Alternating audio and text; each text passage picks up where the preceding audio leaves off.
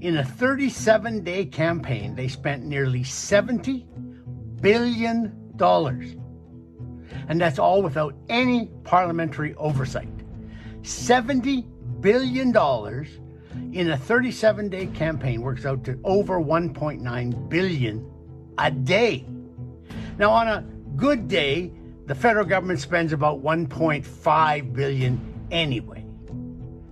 But they were spending $400 million a day in unapproved spending over the entire 37-day campaign.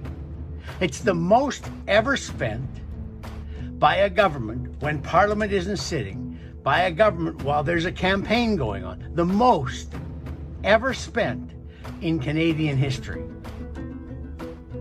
It's appalling. It really is. There's no parliamentary oversight to that. And now, François-Philippe Champagne, who is the new finance minister, says there's not going to be a budget until maybe November or December. So they spent all of this money. They're going to continue to spend outrageous amounts of money, and they're not going to have a budget. They're not going to show you where that money should be spent. They're not going to show you what the deficit's going to look like. They're not going to have it approved by Parliament. All of this spending is being done without parliamentary approval. And you see Mark Carney, the new prime minister, he sits down one day and he signs something saying that the carbon tax will go down to zero.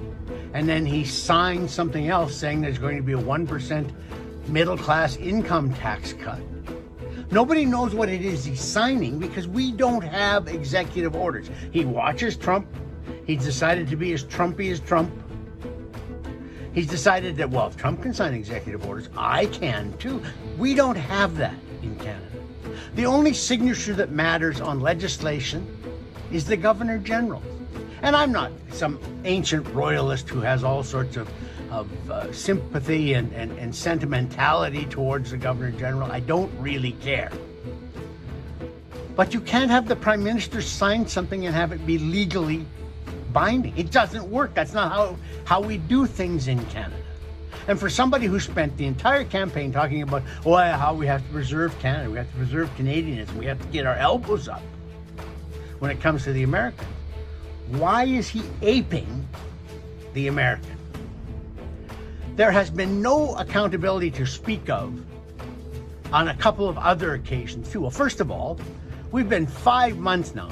Parliament will come back next week, but we've been 5 months without a parliament, closer to 6. They rose for the Christmas break. Then while they were out on the Christmas break, Trudeau prorogued them. Then the prorogation ended and they called an election so they wouldn't have to go back into session. So the Liberals have had nearly 6 months where they've not had to face the opposition. And now they want to have an extra 6 months before they have to bring in a budget.